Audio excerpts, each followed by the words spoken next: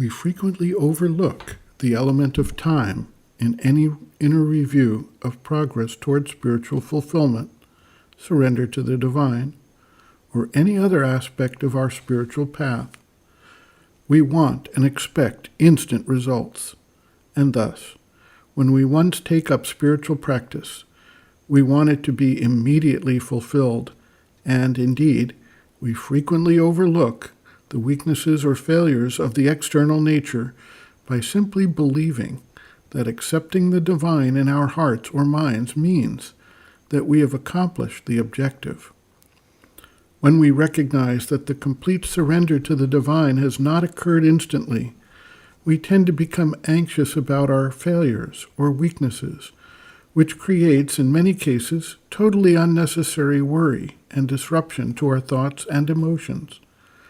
This, in turn, creates friction in the being, which actually disperses energy that otherwise could be used to aid the progress.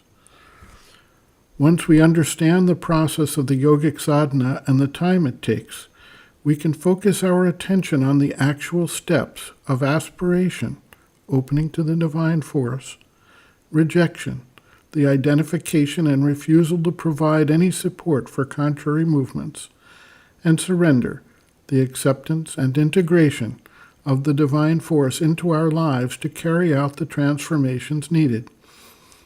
These steps are described in Sri Aurobindo's book, The Mother. Human nature has evolved over many millennia, and it is based on the underlying vital and physical nature that preceded human evolution. Evolutionary change, looked at through this lens, is a process of many thousands or even millions of years.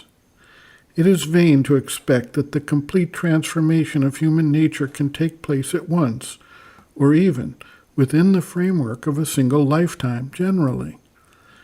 While one cannot exclude some kind of miraculous transformative event, we see that nature generally tends to work patiently and, to the human vision, slowly, as it works out the issues and puts in place modifications, upgrades, and changes that are beneficial to the overall evolutionary development.